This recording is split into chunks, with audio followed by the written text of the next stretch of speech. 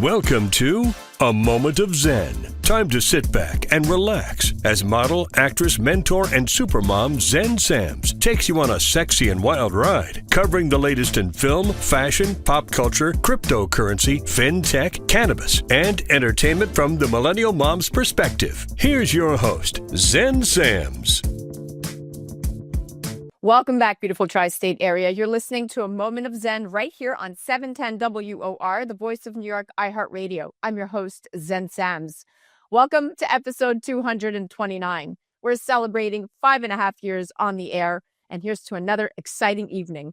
It's such a pleasure to spend my time with you on the airwaves. Thank you for tuning in every Saturday night and then engaging with me on social media. That truly makes it all worthwhile. Please continue to follow me at Zen Sams. That's Zen with an X, not a Z. And remember, all episodes of A Moment of Zen are available directly on our YouTube channel, Sundays at 2 p.m. Eastern via digital streaming. That's free programming to you. And you can also check us out on your home TV platform directly on our channel, mox.yourhometv.com. Today's lineup is proof that inspiration comes in many forms, from the science of better skin to the courage to fight for justice, to innovations in how we heal and look our best. You know, it's incredible how interconnected everything really is, from the way we breathe to our posture to the tension in our jaws. Those same daily habits can quietly impact our oral health in ways most people don't even realize.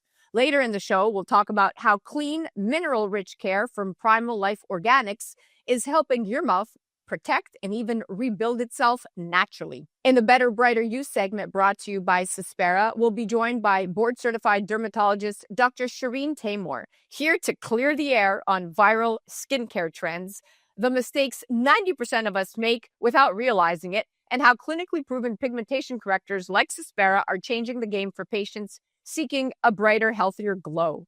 Then, in the Hydration with Heart segment brought to you by Once Upon a Coconut, we welcome Aziza Kibibi. She's an author, an advocate, and survivor whose story of overcoming unimaginable abuse is sparking legislative change, breaking generational cycles, and giving survivors everywhere the courage to speak and heal. And finally, in our Going Deep segment brought to you by CO2 Lift, we sit down with the internationally renowned bow-tie plastic surgeon himself, Dr. Stanley Okoro, to talk about evolving patient preferences, personalized treatment plans, and how advanced tools like CO2 Lift are redefining recovery and results in cosmetic surgery, all while he continues life-changing humanitarian work around the globe. He's coming straight from Atlanta, Georgia. We'll be right back after this with Aziza Kibibi in the Hydration with Heart segment brought to you by Once Upon a Coconut. A Moment of Zen is brought to you by Your Home TV with Kathy Ireland and their channel partners. Head to yourhometv.com for free, family-friendly programming, streaming 24/7. The Kelly Williams Show is brought to you by Serendipity Yacht Cruises and Events. Tune in and turn on your happy. Kelly Williams is full of energy and incredible guests. Watch her anytime, free programming on Your Home TV network, and do follow her on social media for a chance to win monthly prizes. Check out The Kelly Williams Show on yourhometv.com. Tune in to A Moment of Zen, Saturday nights from 9 to 10 p.m. on 710 WOR, the voice of New York. Welcome back, beautiful tri-state area. You're listening to A Moment of Zen right here on 710 WOR, the voice of New York, iHeartRadio. I'm your host, Zen Sams. Welcome back to the Hydration with Heart segment brought to you by Once Upon a Coconut, the better-for-you beverage that fuels discipline, dreams, and determination. In the United States, the Center for Disease Control estimates that 1 in 9 girls and 1 in 20 boys will experience sexual abuse before the age of 18. And experts believe that the real numbers are even far higher. Now, when it comes to incest, the truth is even more hidden, buried under layers of fear, stigma, and silence. Survivors often endure years of abuse in secrecy, trapped by loyalty to their families and a lack of legal protections. Today's guest knows this reality all too well. Aziza Kibibi is an author, award-winning advocate, experiential trauma consultant, and content creator whose childhood was marked by unimaginable abuse at the hands of her father, abuse that resulted in 5 pregnancies and 4 births. Instead of letting her trauma define her, Aziza transformed it into a mission, protecting children, empowering survivors, and breaking the generational cycles that allow abuse to persist. As the founder of Precious Little Ladies, Inc. and author of Unshamed, A Life Tainted, she's working to criminalize incest in New Jersey and using her growing social media presence to reach millions with a message of prevention, healing, and justice. Here to shine a light on the hidden epidemic of incest and sexual abuse, her story is igniting legislative change, community healing, and global awareness. Aziza, it's an honor to welcome you to the show, superstar. Thank you, Zen. Thank you so much. It's an honor to be here.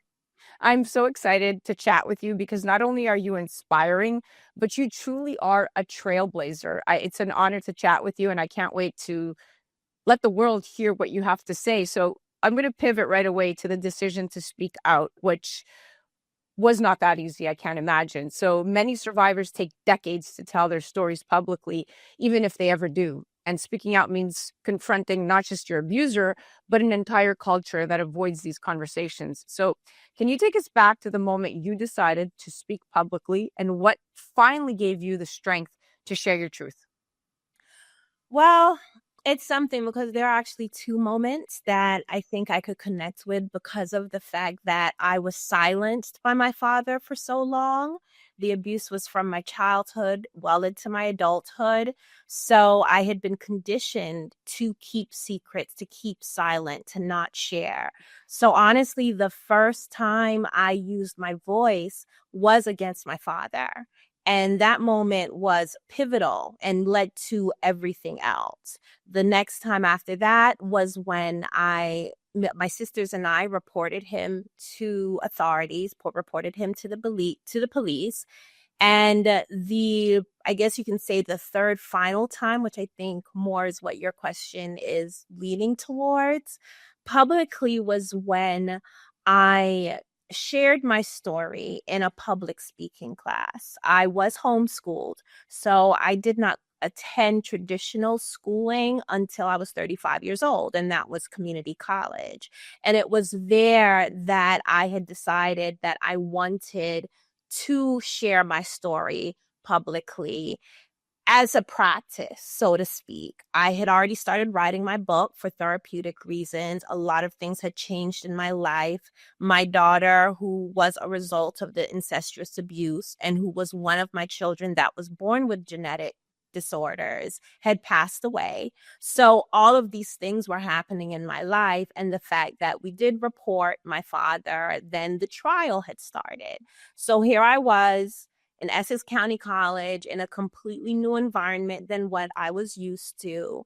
And my classes and my professors encouraged a lot of being open and honest to tell your story.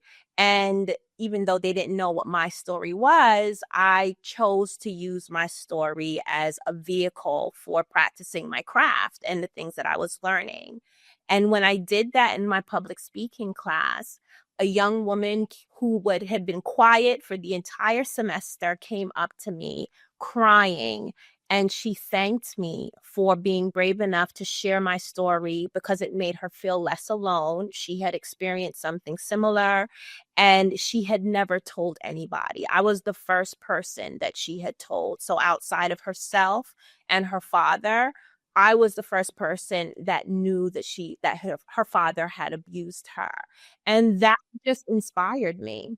Wow. So that moment of deciding to speak up, it truly is life-changing. I mean, you've shown that courage isn't the absence of fear. It's a decision to move forward despite it. And then you come to find out you're impacting others and you are a role model that must have really changed your perspective on things, that you're not in this just alone anymore. There are others out there. So let's talk about the healing and the rebuilding. So healing from trauma is rarely linear. There are breakthroughs, there are setbacks, and moments of deep uncertainty. What have been the most important steps in your own healing, and what do you wish other survivors understood about that process? I think the two most important steps first is to accept what happened to you and accept how it impacted your life. And sometimes I think that is what survivors is the most afraid of, because it can be re-traumatizing. You had this traumatic experience that was painful, and your instinct is to bury it, to forget it. And it's so strong that even specifically with children, they will forget what they're going through or disassociate completely and create a whole other personality to manage the trauma that they're experiencing. So I think for the healing journey, that first step is to acknowledge what you have been through and really look at it from a different perspective.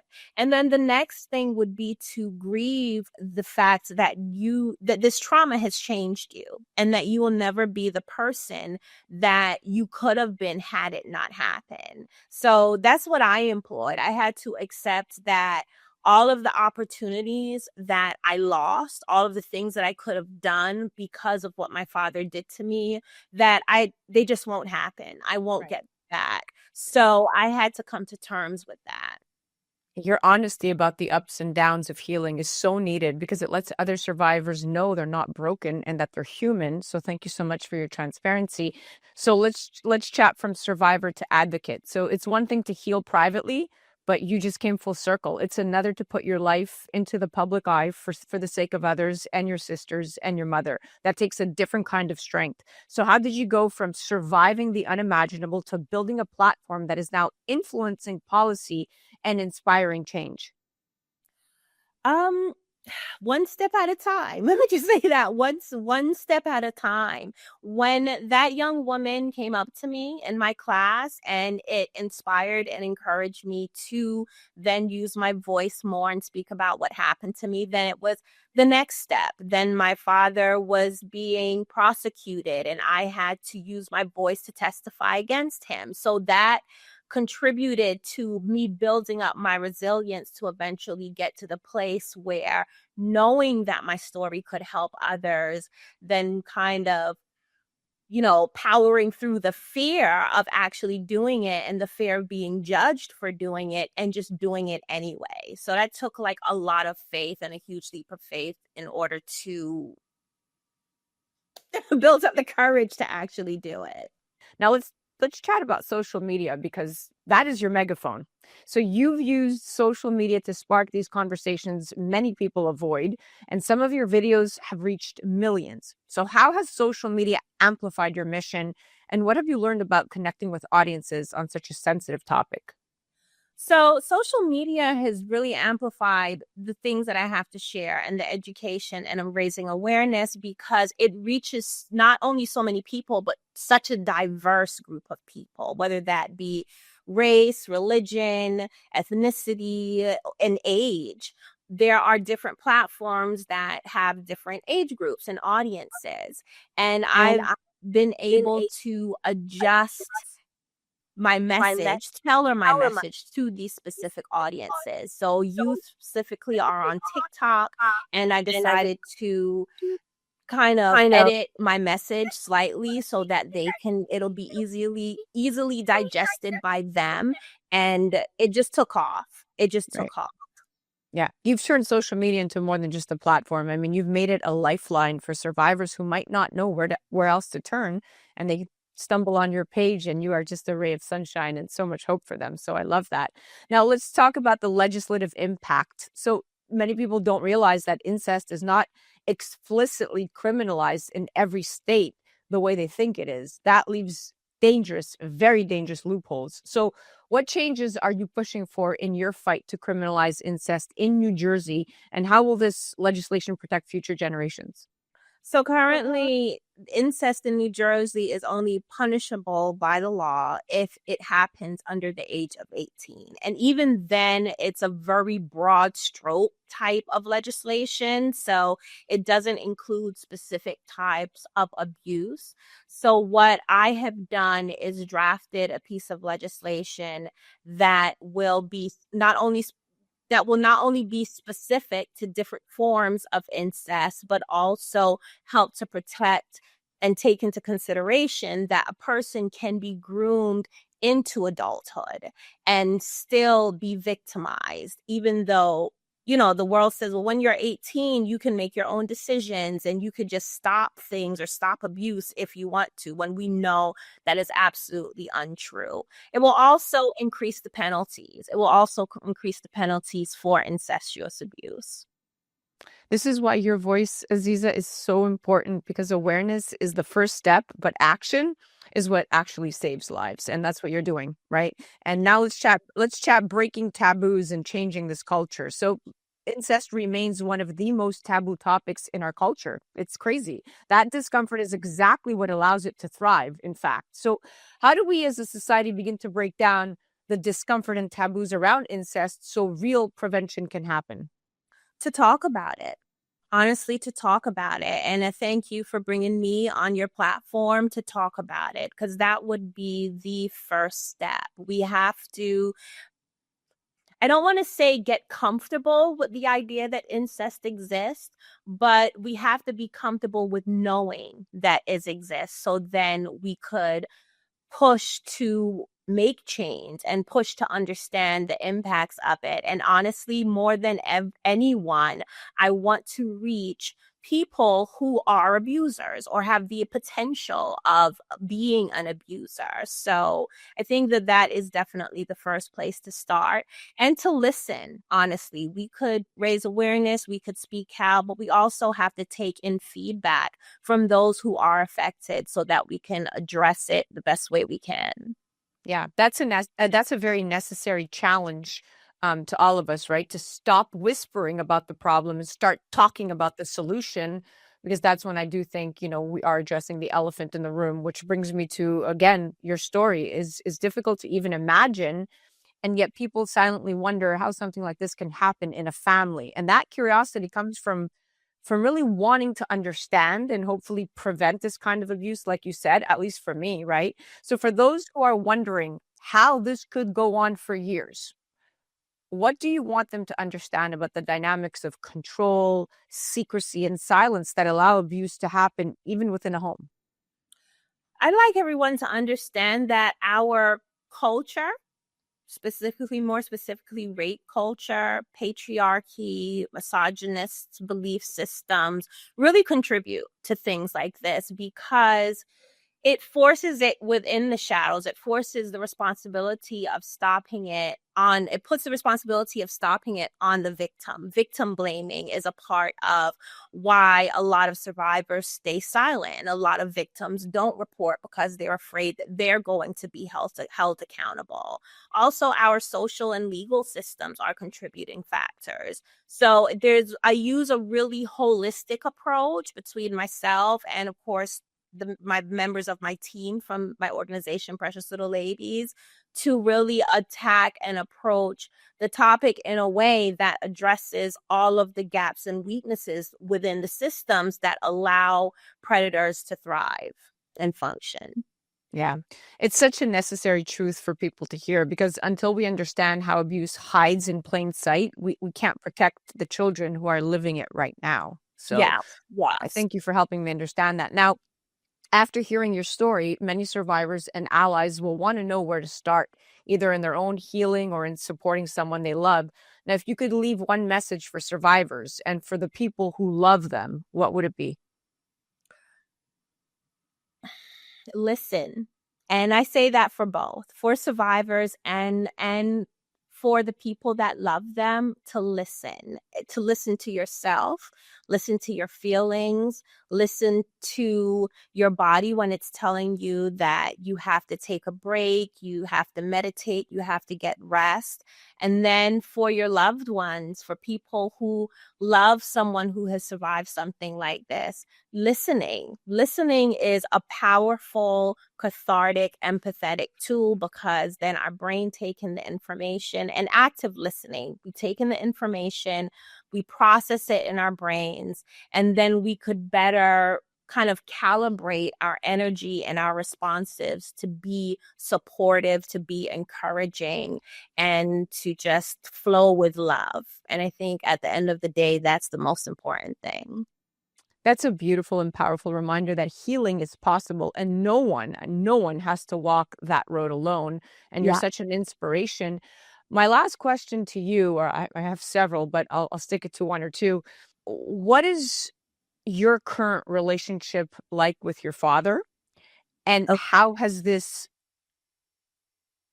changed your perception of motherhood? Wow, that's a good question, Zed. So my relationship with my father is non-existent. He is serving 90 years in prison. However, my perspective of him is that of a man that made terrible choices in his life. A lot of people think that maybe he had some kind of mental health issues or needed to be psychologically evaluated. But at the end of the day, he succumbed to his desires and did not care how it affected the people around him. And he made terrible choices. So as a human, I do hope that he himself heals from whatever caused that, from whatever caused him to make those choices. But I would say I definitely don't have the same emotions for him as I did when I was younger. He's just another person on the planet at this point who needs to suffer the repercussions of his actions. However, I do want to go see him in prison. He's serving 90 years, and I would like to speak with him and get his perspective as an abuser, see if I could pick his brain or get information from him so that I could use it to help bolster my work and discourage other abusers from acting on their urges. What was the second question? Your relationship with motherhood. So my relationship with motherhood it's loving. I am so proud to be a mom. I'm so proud of my children. Even though the majority of them came from something that was so horrible and so damaging. I see them as my lotus flowers because lotuses grow from the mud, and it doesn't matter where they come from. It's that what matters is that they are here, they are a part of me, and they are love and potential. So yeah, my relationship with motherhood, I'm just so proud, and I am happy to be a mom. I mean, my spirit, I think I'm just nurturing in general. So I really lean into it and I enjoy it. You are a superstar. You are a trailblazer. I'm holding back tears of joy because like you just touched me in a way like as a mom that your strength is just amazing. Your courage, your advocacy, and it's more about the relentless dedication because you're reshaping the way our society talks about and addresses incest and sexual abuse. And you've reminded us that prevention begins with breaking the silence, and protection requires legal reform, and healing thrives in community. So for those listening, I mean, I encourage you to all connect with Aziza's work without a doubt. My dear, thank you so much for coming on today. Thank you, Zen, for having me. And for those of you listening, you definitely want to visit her website. You could go to azizakibibi.com and you could follow an incredible organization called preciouslittleladies.org. And you could follow her across the gram, X, Facebook, YouTube, and all that good stuff at Aziza Kibibi and at PLL Nonprofit. Definitely share her story, amplify her message, and be part of this life-saving conversation. You're listening to A Moment of Zen right here on 710 WOR, the voice of New York, iHeartRadio. That was the Hydration with Heart segment brought to you by Once Upon a Coconut. We'll be right back after this. A Moment of Zen is brought to you by Once Upon a Coconut. Discover the refreshing taste of 100% pure coconut water that actually tastes great. Naturally sweet with no artificial flavors or added sugar. It's packed with electrolytes to keep you hydrated throughout your day. And with 10% of profits going to charity, every sip makes a difference. Pure taste, pure goodness. Experience nature's Gatorade. Visit Once Upon a Coconut or naturesgatorade.com. A Moment of Zen is brought to you by Your Home TV with Kathy Ireland and their channel partners. Head to yourhometv.com for free, family-friendly programming, streaming 24/7. Are you looking to build a new home? Think about building a barn-dominium. There's just something about getting away from it all. Country living, fresh air, and outdoor entertainment. Watch luxury barn-dominium tours on Your Home TV and let Stacy Lynn, the barn-dominium lady, take you on a journey through her barn-dominium designs. Tune in to A Moment of Zen, Saturday nights from 9 to 10 p.m. on 710 WOR, the voice of New York. Welcome back, beautiful tri-state area. You're listening to A Moment of Zen right here on 710 WOR, the voice of New York, iHeartRadio. Welcome back to the Better, Brighter You segment, brought to you by Cispera, the clinically proven treatment for stubborn skin discoloration and hyperpigmentation. Now, if you've ever scrolled through TikTok and found yourself adding a new serum, mask, or device to your cart, you're not alone. A 2024 Mintel Beauty Trends report found that 67% of consumers now get their skincare inspiration from social media. Yet over half admit they don't fully understand the ingredients or even the potential side effects. Today, we're separating fact from fiction with Dr. Shireen Taimur. She's a board-certified dermatologist specializing in cosmetic and surgical dermatology. After honing her craft in Beverly Hills, she joined the prestigious Day Dermatology and Aesthetics right here in New York City as a fellow under industry leader Dr. Doris Day and regular co-contributor of our show. She's known for her meticulous approach and personalized results. Dr. Taimur blends advanced treatments like lasers and injectables with an evidence-based philosophy. She's a regular contributor to dermatology education, has participated in medical missions worldwide, and is passionate about helping patients achieve healthy, confident skin. Dr. Taimur, welcome to the show, superstar. Thank you so much for having me. Okay, let's chat. TikTok has literally become the new skincare classroom with over 16 billion views on the hashtag skincare alone. So while some trends like daily SPF use are dermatologist approved, others like lemon juice masks or at-home microneedling kits can do more harm than good. So as social media accelerates how quickly trends spread, it also increases the potential for misinformation when I'm looking at it from my perspective. So what's your take on the TikTok skincare boom? How do you separate the helpful trends from the ones that are causing long-term damage? Totally. I think that TikTok has actually been amazing for sparking interest in skincare. I feel like I've never seen more younger patients than ever coming in educated on skincare and their ingredients and also sun protection. But the tricky part is that the algorithm on TikTok and Instagram reward what's catchy and not necessarily what's clinically proven to be safe and effective. So when my patients come in asking, like, how do I differentiate what's harmful versus what's healthful? I always say, if a trend sounds too good to be true, like it's Botox in a bottle or it's involving kitchen ingredients and DIY projects for your face, it's probably best to avoid it and leave that in the kitchen. When in doubt, you always want to look for advice from a board certified dermatologist because we're the experts who are going to cite evidence and not people who are just saying, oh, this worked for my skin, because skincare should be personalized. It's not something that's a one size fits all type thing.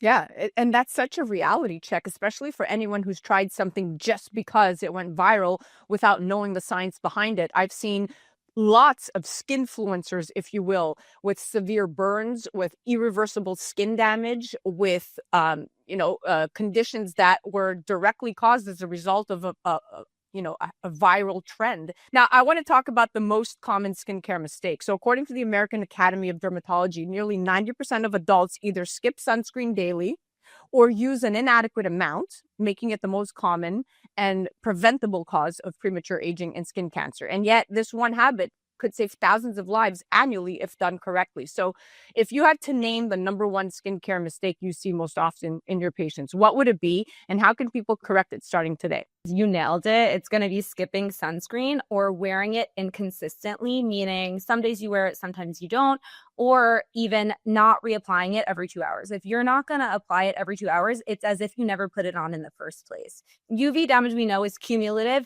Even like things like every day just running outside really quickly, it's all cumulative damage over time, and it's going to lead to photo damage, things that are going to look like fine lines, discoloration, broken capillaries, which make your skin look more red, and even skin cancer, as you said. And what's crazy to me is, like, I work in Manhattan. I work at a cosmetic dermatologist, dermatology practice. And so patients come in and they spend thousands and thousands of dollars on lasers and treatments to reverse the signs of aging. And then at their follow-up visits, they come in with a tan. So I'm just like, you're basically throwing, if you're not going to put sunscreen on and reapply it, one, you're putting yourself at risk for the health of your skin, but you're also throwing your money kind of out the window. It's like you're not going to go to the dentist and get a cleaning every 6 months and then never brush your teeth in between every day. Like the consistency of skincare and sunscreen is so important that if you're not doing that, then everything else is kind of a waste, in my opinion. Mm. Now let's chat hyperpigmentation and the Cispera tie-in. So hyperpigmentation, whether from sun damage, melasma, or post-inflammatory marks, affects an estimated 40% of adults in the U.S., with higher prevalence among young people with medium to darker skin tones. So, and research shows it can significantly impact self-esteem, leading to avoidance of social situations or even depression. And treatments require patience, compliance, and clinically proven formulations to work effectively. I always say, clinically researched and clinically verified should be at the top of anybody's research. So when a patient comes in with concerns about hyperpigmentation, how do you explain the importance of compliance and patience? And where do clinically proven products like Cispera fit into that conversation? Yeah, so hyperpigmentation is probably one of the trickiest things that I treat, especially when we're talking about melasma, because melasma isn't just a sunspot. It's a chronic condition that your pigment cells are in overdrive, and it's influenced by different factors like hormones, heat, sun, even visible light from your computer or phone screens. And that means while it can fade well with treatment, it also has a sneaky way of coming back if you're not careful. And so consistency really is key, and patience, because it's not a quick fix. And even if you do get results quickly, like you're lucky enough to get results quickly, they can sneak right back in. And so I treat hyperpigmentation in two parts. First is fading the existing spots and then preventing new ones.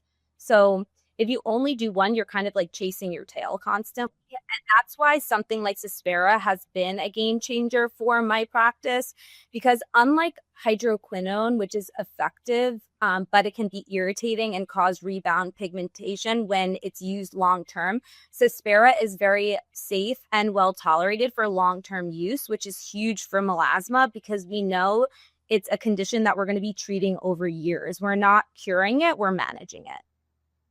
That's such a good reminder that lasting results, number one, take time, and that the right product makes that journey worth it. And I love that the hydroquinone side effects are a non-event in this equation, and that's a huge, huge feat. Now, skincare in your 20s, prevention versus overload. Let's talk about that. You mentioned and alluded to something earlier that you're getting younger and younger patients come in. So that surge in what some call prejuvenation, younger patients in their 20s starting Botox, retinoids, and multi-step routines before any visible signs of aging appear. Yep. There was actually a recent study in JAMA, which is a dermatology research publication, and they found that there was a 62% increase in preventative cosmetic treatments among millennials and Gen Z over the last 5 years. But is more always better? That's what I question, right? So what's your take on the preventative skincare craze for younger adults? Is it helping long-term skin health, or are we seeing the effects of doing too much too soon? I think that's a great topic. I think prevention is great, and I always encourage people to get into good habits early. But preventative doesn't always mean throwing 15 different active ingredients on your face when you're a fetus, like you're 15, 16, even 20 years old. Like you're literally a baby. And I know people say I'm a baby, I'm 33, so I'm not, I'm still a baby, but like there are 20-year-olds who are coming in with like more complex skincare routines than what I have. And I'm even guilty at times of thinking more is better, and a lot of times because of that, patients come in with disrupted skin barriers, a lot of irritations from doing too much too soon. And so the goal should really at that age be more so setting a good foundation with a sunscreen, gentle cleanser, and a retinoid if it's appropriate. At the age of 20, not every person is going to be a good candidate for a retinoid. But I feel like some are. So that's why it's good to, consult with an expert, and they'll assess your skin and tell you whether or not you're a good candidate for certain actives. You can always build on that foundation, but you can't always undo the damage from over treating your skin that didn't need it yet. I love that balanced approach. You're not saying don't do it, but do it with intention. Totally. Okay, so the saw it online patient conversation. Yes. But how do you navigate those conversations when a patient requests something trendy, but not necessarily beneficial or even safe for their skin? I mean, I'm usually really honest. I always take these moments as teaching opportunities and I listen. I like to hear, why they want to try this product because it's usually representing a result that they're hoping for and then explaining the risks versus the benefits. I mean, one thing about me is I'm very candid, I'm very honest. And after seeing all of the crazy things that are out there, I'm always going to protect my patients and be honest. And because my patients know that, they often appreciate it when I say no, and I'll steer them towards something that'll serve them better long term. Yeah, that's such a diplomatic way to guide someone towards what's truly Yeah. best for them, right? That approach. Now, let's talk about tech in dermatology. So, from AI-driven skin analysis to fractional lasers and teledermatology, tech is really revolutionizing how skin is diagnosed and even treated. So, what recent tech advancements in dermatology have made the biggest difference in how you practice and in patient results? In-office energy devices have come a long way. I think lasers are now more precise. They work more safely on various different types of skin colors and types. And same thing with ultrasound. I feel like that really is huge in our practice, like soft wave or Ulthera, because these devices are great for building collagen and tightening in a way that's natural. It looks natural and it has no downtime, which is a huge plus from our patients. What's really cool, and I actually did a talk about this at a conference, is that some devices are actually starting to incorporate AI, and so they're collecting data on things like energy setting and patient outcomes, and also patient skin types that these settings are being put on through imaging. And in the future, hopefully they'll be able to recommend even more safe and effective settings based on each person's skin type. So I think that's really exciting to come, as well as objectively analyzing your results. So patients, I feel like, want more quantifiable data on what did this treatment actually do for my skin, instead of subjectively saying, oh, I think I look better. Kind of having something to analyze your skin and tell you exactly which ways it got better, I feel like will help expand the cosmetic industry substantially in the future. I agree. Yeah, it's amazing to see how tech is not replacing the doctor, but really enhancing what you can offer. And that interpretation is critical. Now, myth busting moment. So misinformation spreads very quickly. Some skincare myths have been around for decades, like you don't need sunscreen on cloudy days, right? Which couldn't be further from the truth. In reality, up to 80% of UV rays still penetrate through clouds. So wake up, people. So what skincare myths do you wish would disappear forever? Okay, I have a lot, but one of them, for the sake of time, we'll narrow it down to that natural. I hate natural and clean beauty, because natural and clean don't mean safe. Like, we have this weird false belief that they are equivalent to safe. And poison ivy is natural, and as one of my patients recently said, poop is natural, but you don't see us smearing it all over our faces every day. And natural can be great, no one's hating on it, but it doesn't automatically mean better. And equally, synthetic doesn't automatically mean bad. And also, like, what does clean beauty even mean? I still am trying to figure this out. I feel like it's frustrating as a dermatologist because it's clearly all marketing, and it's confusing people and preventing them from using something that could really be beneficial to the health of their skin. So I'm hoping that goes away soon, although I don't think it will. All right. Well, Dr. Tamer, thank you so much for shedding light on what's real, what's risky, and what's worth investing in when it comes to our skin health. I appreciate your immeasurable knowledge, because there's a lot of misinformation out there, especially on social media. So thank you so much for coming on today. Thank you so much for having me. For more information on Dr. Shireen Tamer and her practice, you could visit daydermatology.com, or you could follow her on social media for expert skincare insights. And remember, the Better Brighter You is all about making informed choices that help you look and feel your absolute best. You can follow her directly on the gram at dr.shireen. Shireen Taymor, all one word. Dr. Taymor. You're listening to A Moment of Zen right here on 710 WOR, the voice of New York, iHeartRadio. We'll be right back after this. A Moment of Zen is brought to you by Cispera. If skin discoloration is making it hard to find your Zen, Cispera can help. Stubborn pigmentation, dark spots, and uneven skin tone concerns go beyond the surface, affecting both confidence and self-expression. In a sea of skincare choices, Cispera stands apart. Backed by science and trusted by dermatologists worldwide, Cispera is powered by the advanced cysteamine isobonic amide complex, delivering clinically proven results and effectively targeting mild to persistent discoloration while restoring the skin's natural glow.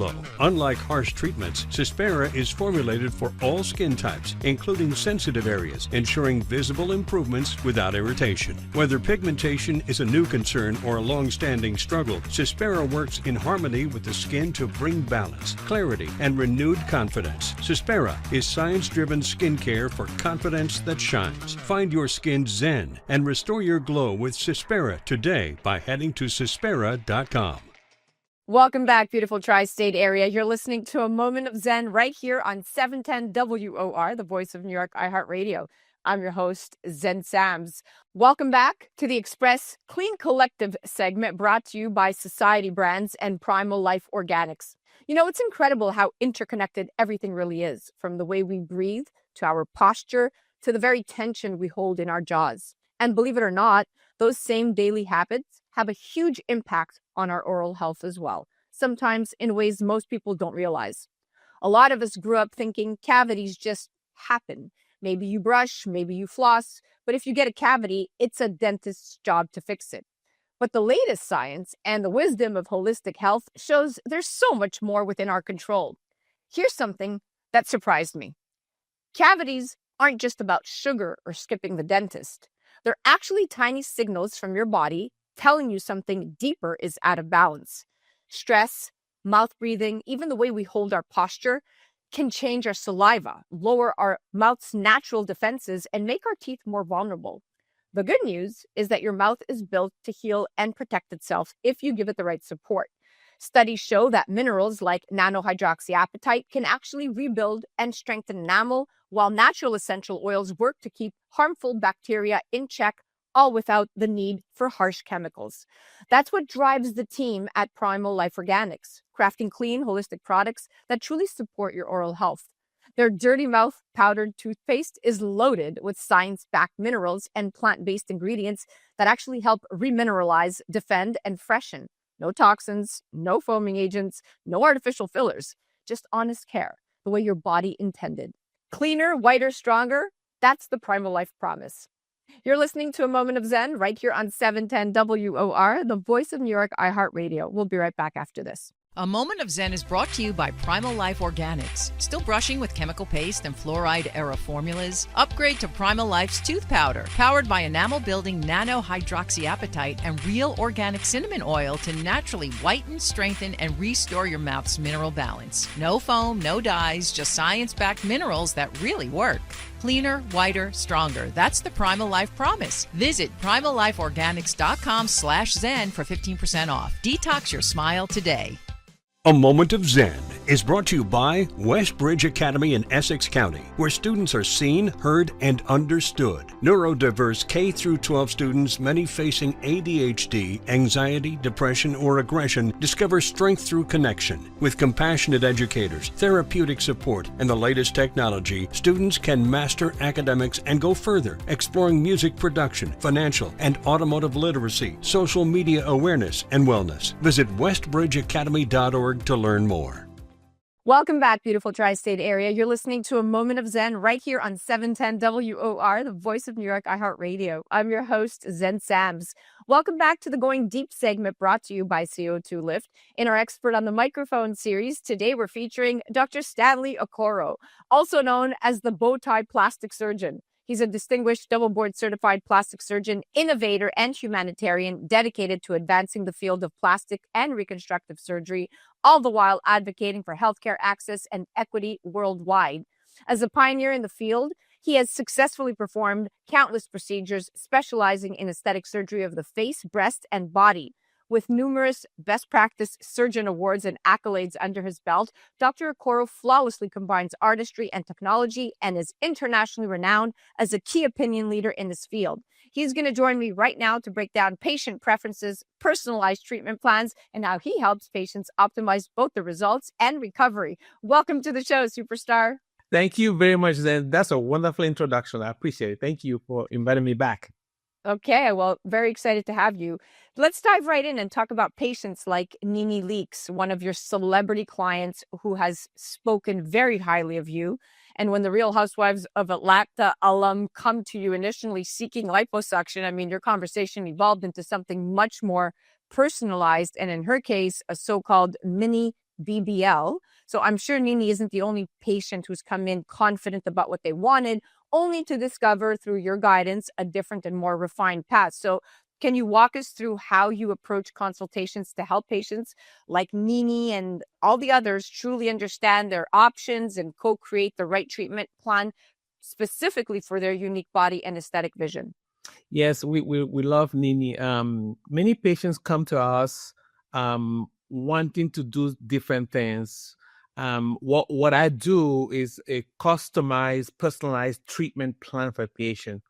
And so, like when Nini came, she wanted me to sculpt her abdomen, her waistline, her back, and do a BBL. And then I always want to be classy and not trashy. So I spoke to her. I said, "What do you really want? Do you want all the focus to be on your butt, or you want to look elegant?" She said, "Elegance." I said, "Why don't we do this? Let's sculpt this, do this, and then put a little bit of fat here and there and give you a nice shape." She said, "Sort of a mini BBL." I said, "Well, not mini. There's nothing mini about what I do, but we're going to call it professional BBL. Because I take care of so many actors and actresses here in Atlanta. Many of our practice patients are doctors, lawyers, accountants, professionals. So that's why we call it professional BBL, sort of mini BBL.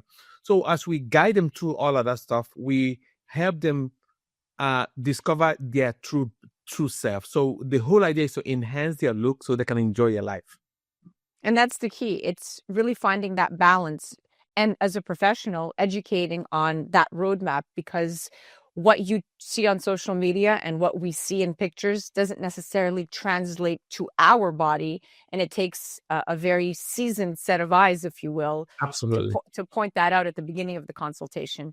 Now, Nini's quote unquote mini BBL, but there's nothing mini about it, let's reiterate that, is also a good example of a rising trend in the aesthetic industry, right? While bigger being better used to be the norm, more patients are now seeking subtle, classy, sculpted enhancements that really highlight their natural shape. So why do you think this is? And what are some of the most popular treatments you offer that align with this more natural and proportion-focused approach? Well, you put it very well. I mean, we used to be big, go big or go home. Nobody wants that anymore. So specifically let's just focus on the butt for a minute, right? Because that's what's happening. People used to want it big. Now, most of our patients don't want to have a very sculpted look. They don't want it big. They don't want it saggy. It's just perfect for their body. So most of the patients that had a big BBL, I had reducing it now. So what we're doing right now, mostly I do a lot of BBL reduction, what I call, you ready for this? Quantum butt, right? So it's about shape. Most people want a nice shape. They don't want a small butt. They don't want a big butt. They want to look classy, and they want it tight. They don't want a saggy skin on the bottom. So I just call it a quantum butt because it describes everything together. Most people now are wanting to look great. They want to look classy. Go big, even on the breast. Right. So let's chat a bit about post-procedure care. So how do you guide patients through the recovery period, which is just as important as anything else? And how does something like CO2 lift fit into that process as a tool to support healing and reduce downtime? I love CO2 lift. I use it in everything I do, from the face to the abdomen. If we're talking about facial surgery, I use it on every time I do micro needling or any kind of facial place. I love it. It gives you the calming, the soothing field, and it helped. Basically, most people don't even know what that is, but it is like hyperbaric oxygen for your skin. You can do wherever you want.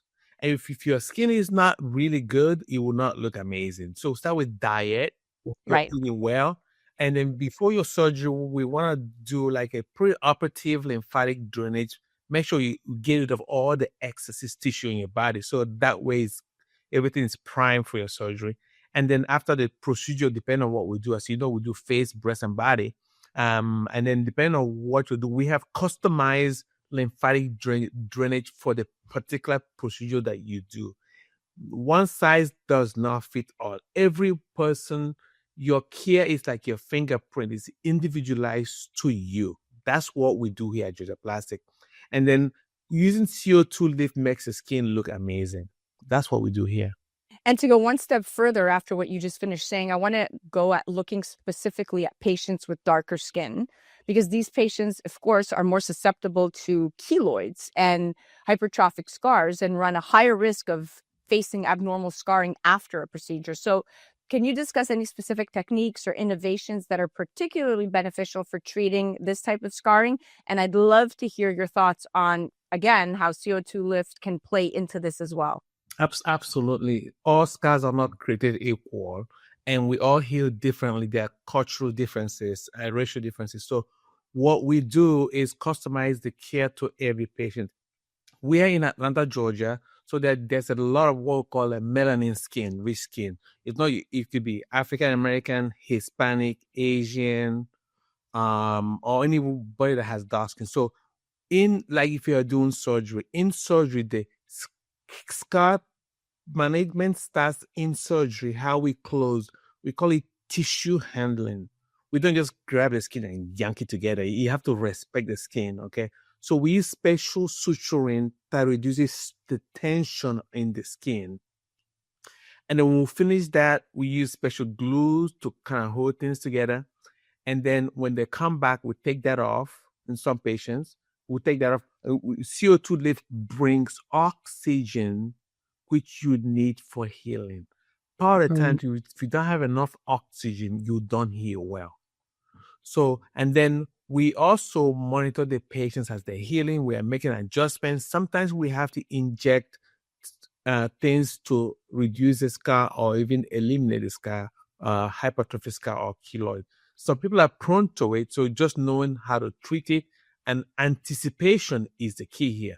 Planning ahead of time, knowing that somebody might be prone to bad scarring is the best way to manage it. So I combine CO2 lift, I combine intralesional steroid, most people call it Kenlog, and other things that we use. Pressure massage. These are part of our scar management protocol. It's all inclusive, and it's all part of the surgery that we deliver to our patients. It's fascinating. You're right. It's all interconnected. And if you're respecting the skin, which is the biggest organ we have, then the rest will follow suit. So That's I love right. that kind of narrative. Now, shifting gears, in addition to running a thriving private practice, you've shown a very deep commitment to humanitarian work, which I love, traveling the globe to provide life-changing care to underserved communities while serving as a leader in several philanthropic organizations. And not to mention, you were also in the Navy and served as chief of plastic and reconstructive surgery at the renowned National Naval Medical Center in Bethesda. And I mean, when I read your accolades, it was clear that you played a critical role in treating combat wounded service members from Iraq and Afghanistan and advancing breast reconstruction and training the next generation of surgeons. You have the most eclectic and impressive background in the lineup of series on our microphones that we've had in a while. So how do all these experiences shape your perspective as a surgeon and leader? And how do you hope your humanitarian work is going to influence the next generation of plastic surgeons? Thank you. I do want to do a little shout out to my Navy shipmates. I was in the Navy, so I have also our Air Force and Army brothers and sisters, but go Navy, go. My experience from the naval, being in the Navy, what I gained from that is that you need discipline, you need empathy, teamwork, and resilience to bring onto plastic surgery. So all those things I drive. I mean, you can't change the world from one place. I like to give back. I don't want to take, I want to give back. So I travel the world helping people look and live better. Okay. That's my main passion. Our foundation, the Georgia Plastic Foundation, that's what we do. We essentially helping people grow and do better. When you teach a man how to fish, they can feed the entire village. So for me, it's my mentorship. I mentor young surgeons. I take call on people with all kinds of issues or questions. I train other plastic surgeons in Georgia on all the advanced technologies that we have. So I believe in like when a rising tide raises our boat. So help others to grow. That's what I do. Because I mean, you can't keep all that knowledge to yourself. I like to share. Sharing is caring. That's what I do. And I received what I tell people, I am blessed to be a blessing to other people. And that's what I give the most thanks for. So that's how we do it. You are such an old soul and a beautiful one at that. And I can't thank you enough for coming onto our program. I always learn something from you. You're so inspiring. Your energy is calming. Your vision is clear. And your intentions are always so pure. And that's what makes you so special. So thank you for being our expert today. And I can't wait to have you back on. Thank you. And I wish you the best in your future endeavors. That was our Going Deep segment brought to you by CO2 Lift. And that was the incredible Dr. Stanley Okoro. Definitely head to georgiaplastic.com to check out his practice and follow him on the gram at Georgia Plastic and at Dr. Okoro. You're listening to A Moment of Zen right here on 710 WOR, the voice of New York, iHeartRadio. We'll be right back after this. A Moment of Zen is brought to you by CO2 Lift. As we age, our skin loses moisture and elasticity, causing wrinkled skin. You can reverse this aging process with CO2 Lift. CO2 Lift utilizes the powerful benefits of carbon dioxide to lift, tighten, and regenerate your skin. This simple, painless at-home carboxytherapy treatment is scientifically proven to reverse the aging process. You will see reduction in wrinkles, increase in luminosity, and improve pigmentation, sagging, skin tone, and radiance. For more information or to order CO2 Lift, ask your skincare professional or go to co2lift.com. A Moment of Zen is brought to you by the Fieldhouse in Northvale, New Jersey, a vibrant and fresh take on youth and adult sports and family fun, and home to the New Jersey Thunder softball program. Plan unforgettable birthday parties or private events, or explore camps and programs that keep kids active and inspired. Take time for yourself in adult leagues or rent a field or court with friends. From a cutting-edge gaming cave to hitting and pitching centers and top-tier sports instructors, the Fieldhouse is reigniting the next generation of play. Head to njfieldhouse.com. Well, that's a wrap, my dear friends. Remember to join me right here on 710 WOR, the voice of New York, every Saturday night from 9 to 10 p.m. Or you could head to 710WOR.iHeart.com/A Moment of Zen. Also, remember that we're live on Traverse TV Sundays at 1 p.m. Eastern. It's a free app to download, free programming to you. Sundays, we're on YouTube at 2 p.m. Eastern, and all episodes of A Moment of Zen are available on your home TV. Worldwide digital streaming platform. You could head to mox.yourhometv.com. Thank you for listening to us. It's been an absolute pleasure being your host. Thanks again to all of our sponsors that continue to make this show possible. And remember that happiness is the only thing that multiplies when you share it. We'll be back next week.